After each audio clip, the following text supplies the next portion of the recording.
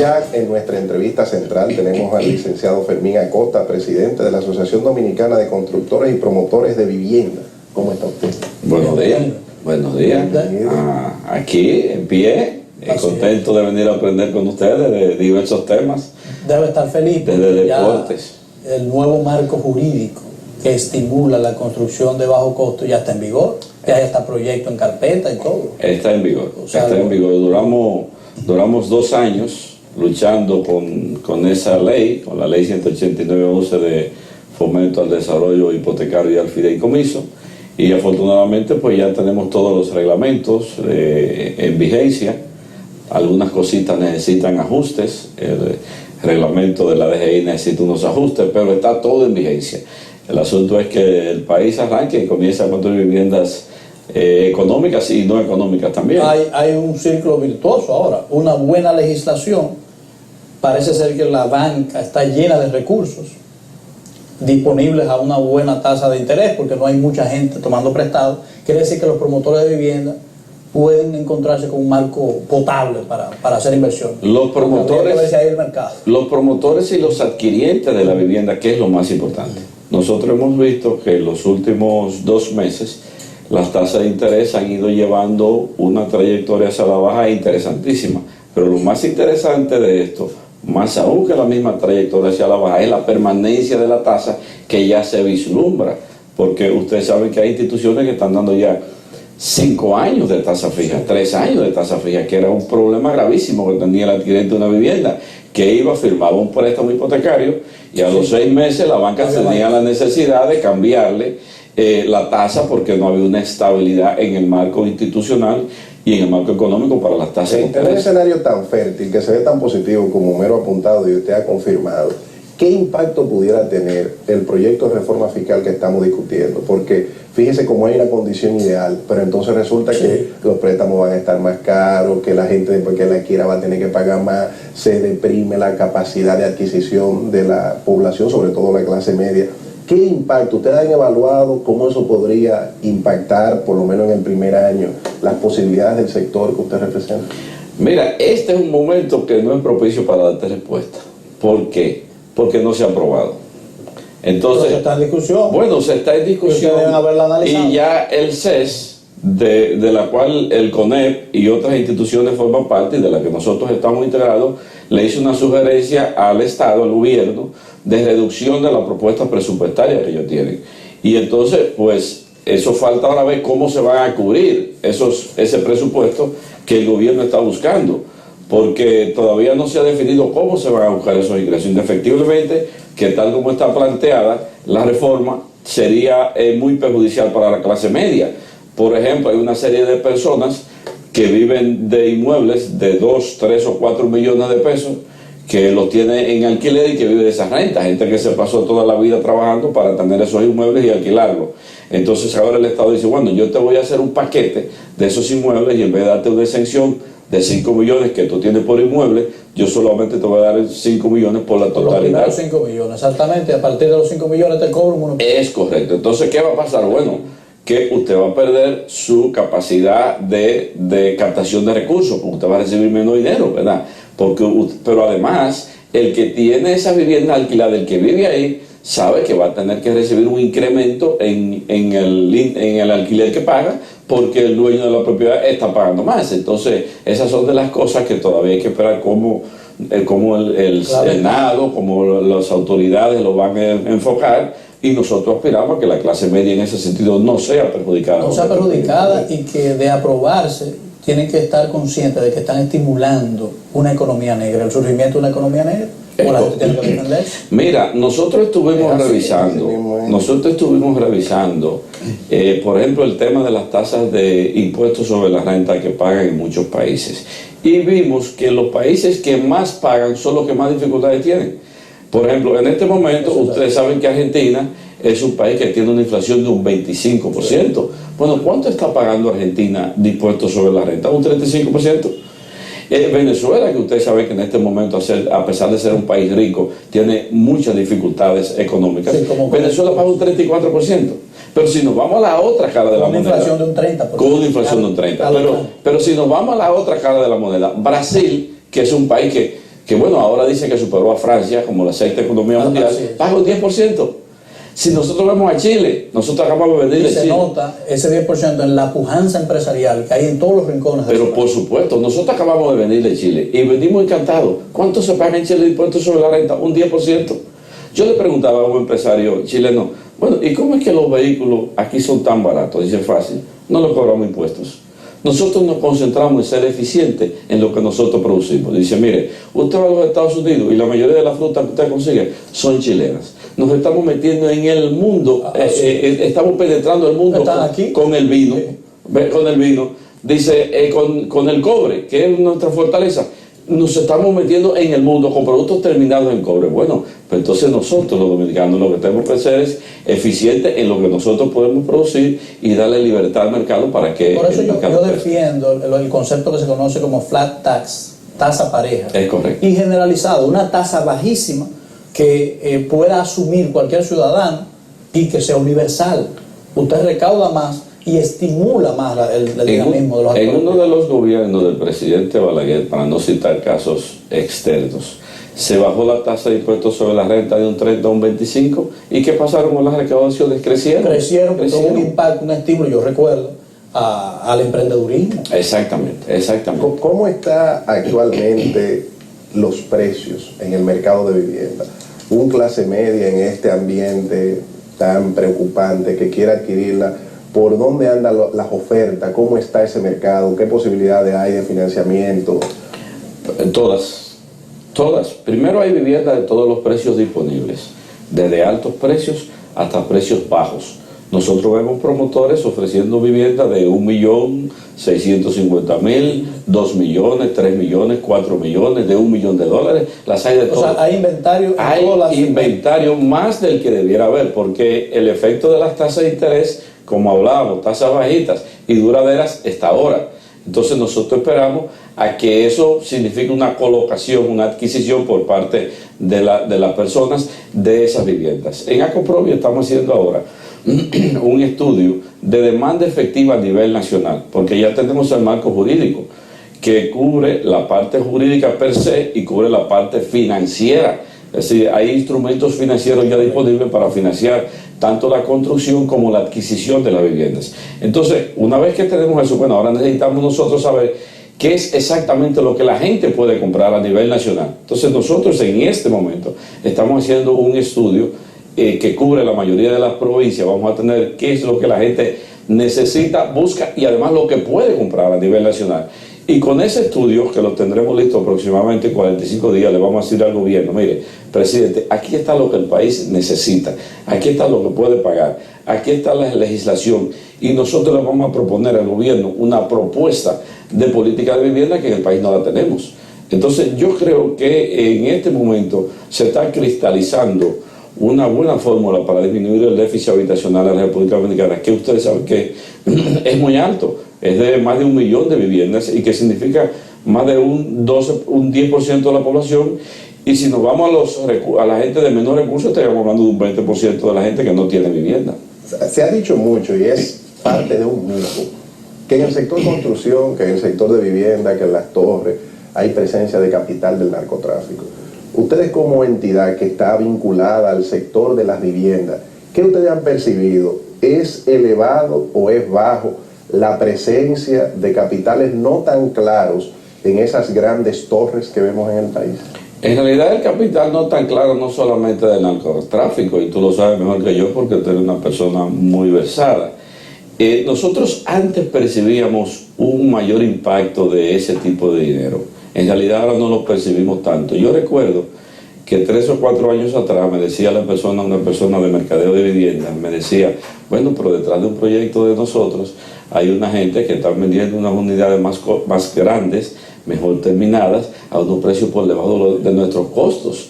¿Y qué vamos a hacer nosotros? Yo decía, fácil, esperar que ellos terminen, porque ese es un tema de las autoridades. Cuando se les termine esa vivienda, vamos a venderlo de nosotros. Pero honestamente, en este momento, en estos años, últimos años, nosotros no percibimos que hay como esa competencia tan desleal que la hemos visto en otros años. Y ojo, cuando viene esa competencia tan desleal, porque también viene la falta de experiencia en la construcción de vivienda. A veces En el sector nuestro la gente tiene un dinero o que tiene de manera clara o no clara, cualquiera que sea, y se mete a construir un proyecto de viviendas, un edificio, 2 edificios, pero no sabe, no tiene la expertise para manejar, porque cree que es fácil. Y entonces de ahí es donde viene que no se termina bien, que no está la entrega, que no termina a tiempo y una serie de problemas que ustedes saben que hay, y es sencillamente por la falta de experiencia. Siempre se va tecnificando. El otro capital que no es el narcotráfico que usted planteaba, ¿cuál es el político?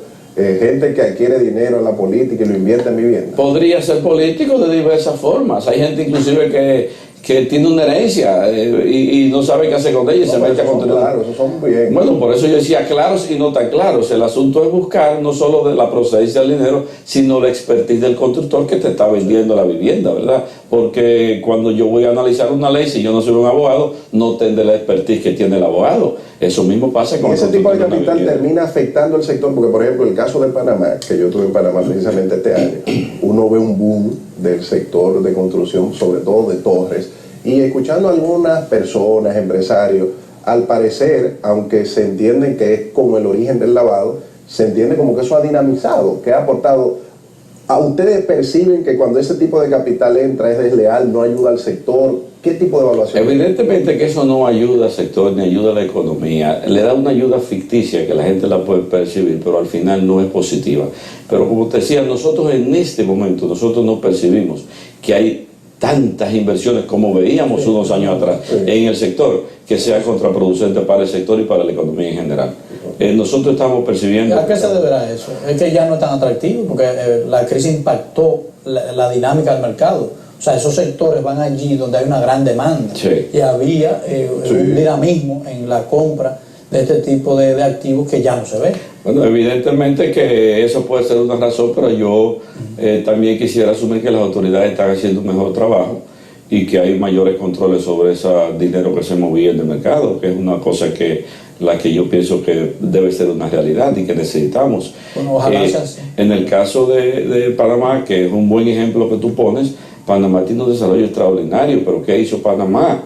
Independientemente de esas torres de lujo que están recibiendo inversiones de, por ejemplo, de venezolanos que están yendo a Panamá a hacer muchas inversiones, de colombianos, pero en Panamá se aprobó una legislación donde la tasa de interés que tú pagas por la vivienda tiene una protección. Inclusive las viviendas de interés social tienen una tasa subsidiada por el Estado en Colombia, y por eso usted ve ese boom en Colombia. En realidad el tema de la vivienda es tan multiplicador del efecto económico que en la mayoría de los países lo propicia, le dan factibilidad, lo motivan, porque es que cuando tú construyes una vivienda, tú prácticamente impactas todos los sectores de la economía. Cuando el albañil trabaja, todos comen. Por supuesto. Es un principio, eso es verdad. Hay un estudio que dice que el sector de la construcción de vivienda impacta 72 variables económicas a nivel general. Quiere decir que si tú hablas de 100 variables y el 72%, quiere decir que prácticamente todo se afecta de manera positiva con la construcción de viviendas. ¿Usted estaría de acuerdo, por ejemplo, en que en esos grandes puntos de asentamiento de dominicanos en la ribera de los ríos, en condiciones infrahumanas, que por ahí podemos comenzar un proyecto de cambiarle el rostro a esa zona, que puede ser incluso un atractivo turístico importante, y a la vez hacer grandes planes de vivienda masiva? ¿Qué ustedes han contemplado como eventual sugerencia, que escuché que están en esa dirección al gobierno del presidente? Por eso es que yo me motivo cuando me invitan a este programa, porque le dan ustedes a uno de esos tips tan interesantes. Mira, en Brasil, que ustedes saben que Brasil está construyendo 1 millón de viviendas anuales. Claro, Brasil es un país muy grande. Colombia está construyendo 200.000 anuales. En Brasil se cogieron unas favelas parecidas a las que tenemos en el río Sama, y esas personas se llevaron provisionalmente a algunos sitios y esa zona se remodeló, y aquello que era una suciedad peor que la que tenemos en el Osama, se hizo una cosa preciosa que se las puedo mandar a ustedes para que la muestren, inclusive con vistas a un campo de golf, y tú estás mirando gente de clase muy baja con un entorno fabuloso. Cuando la gente pasa por ahí, que vea aquella organización que hay en ese desarrollo territorial maravilloso, y tú estás poniendo a la gente pobre a vivir dignamente. Decía el presidente Lula que los ricos se benefician de que los pobres progresen. Si nosotros resolvemos el problema, por ejemplo, que está en las riberas de Los Amas, de ambos lados, y de la Isabela, ¿tú sabes lo que es esta capital a partir de eso? Pero es una belleza. Además de que dinamiza la economía, impacta la seguridad. Pero pues, y además lo hace más controlado. nocturno. Ahorita podemos hacer crucero en bote para disfrutar de nuestros ríos de noche. El Banco Interamericano de Desarrollo hizo un estudio donde dice que tú no puedes mejorar la salud, tú no puedes mejorar la seguridad ciudadana, tú no puedes mejorar la educación, tú no puedes mejorar ningún impacto real, social en una nación si tú no mejoras la vivienda. Tú nada más tienes que ver, cuando tú sacas a las personas que están disgregadas, inclusive en algunas zonas peligrosas, y las llevas a vivir en un entorno decente, urbanizado, organizado, y la gente cambia su actitud porque está protegiendo lo que es de él. Cuando la gente compra una vivienda, hace posiblemente la mayor inversión de su vida. Evidentemente que todo el que hace la mayor inversión de su vida tiene que protegerla. Entonces, los países que se desarrollan realmente tienen la vivienda como una prioridad. En Colombia hay 4 locomotoras de la economía. La primera locomotora de la economía que tiene el presidente Santos es la vivienda. En Brasil, lo primero que el presidente Lula tomó como su locomotora fue la vivienda. Señores, pero ahí están los ejemplos. En México está, la vivienda es una cosa fundamental del motor de desarrollo de México. Nosotros acabamos de ir a México a una conferencia donde habían 25 países relacionados con la vivienda de UNAPRAVI, y esto es increíble lo que se ha hecho en México. Cientos de miles de viviendas nuevas en concursos entre el Estado y el sector privado. Que ahí es que estamos fallando. Y usted sabe, nosotros tenemos un problema de empleo. Usted sabe el empleo, como decía usted ahorita, que genera la construcción de vivienda. Y es que gana todo el mundo. Sí. Gana el albañil, gana el que fríe la ferretería, gana el banquero, gana el inversionista del banco. Ganan los asesores. Y los asesores, ganan ustedes con la publicidad, gana todo el mundo. Se impacta en todos los sectores.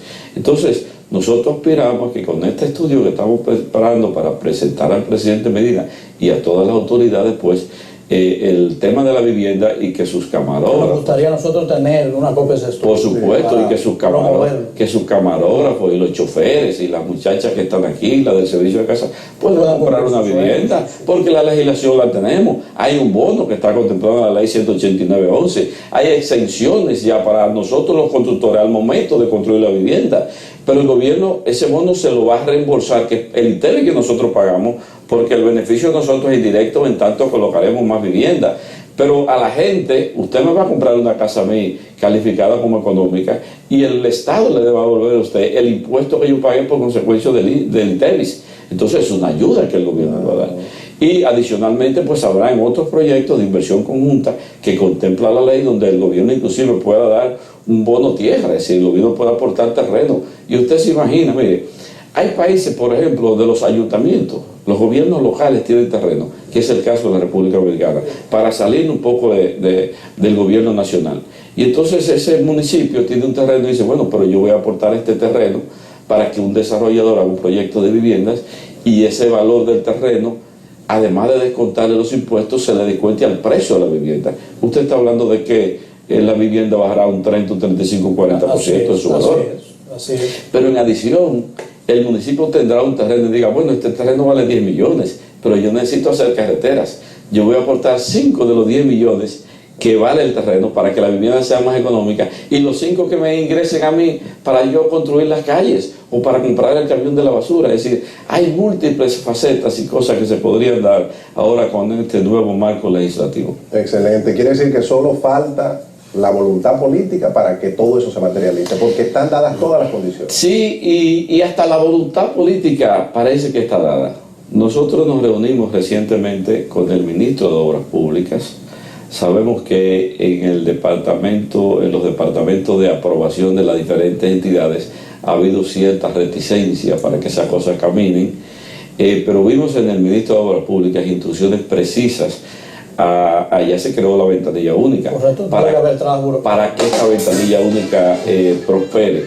En la Dirección General de Impuestos Internos, por ejemplo, nosotros tenemos unas discrepancias con la norma que se aprobó y con lo que dice la legislación. Nosotros le hemos planteado al director, Guarocuya Félix, que es una persona que viene de la parte del inversionista, de la parte del regulador, y que es un excelente profesional, le hemos planteado, mira, estos son errores que hay en esta norma y que impactan negativamente en la ley y en el efecto que esto pueda tener, y nosotros estamos esperando a que sea revisada. De modo que yo estoy confiado en que esta legislación va a comenzar a dar sus frutos, vamos a tener viviendas más económicas, vamos a tener tasas de interés más bajas, tasas de interés duraderas y por tanto una mejor economía para la República. Termina con la Coporro. Muchas gracias. Muchas gracias a ustedes. Gracias a ustedes, amables televidentes, por la atención prestada. Y de Calmorizo, Romero Figueroa, nos despedimos aquí. Hasta luego.